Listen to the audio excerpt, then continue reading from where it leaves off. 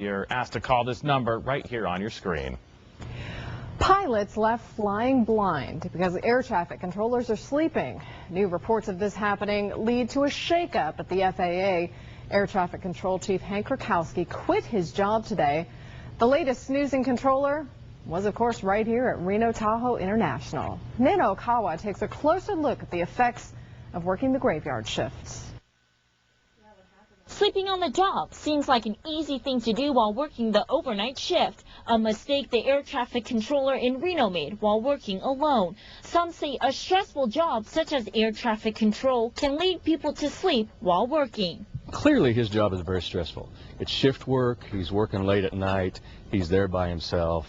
And we know that shift workers experience a lot of stress, but in my opinion, it is simply irresponsible to fall asleep at work.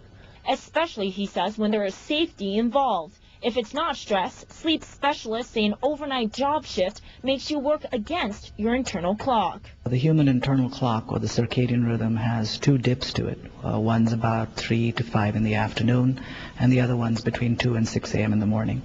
So if you're trying to stay awake during that time, and if you're just sitting at a desk, there's a good chance that you might doze off. A problem specialists say the controller may have had, especially working in Reno's air traffic control. From a control tower perspective or from a pilot perspective, you have to be very sharp all the time. The problem with both of those situations is that, especially at a place like Reno, you'll often have long periods of time where there's little activity. And this can exacerbate your sleepiness.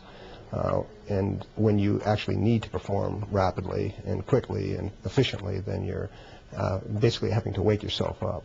If you work an overnight shift, sleep specialists say you must rest and sleep enough before you work. Most people need about 8 hours. And at work, things like caffeine and bright lights can help you stay awake. Reporting in Reno, Nino Kawa, Fox 11 News. Overall, the National Transportation Safety Board says operator fatigue has been tied to at least 39 major accidents involving planes, trains, buses, and big rigs in the past 15 years.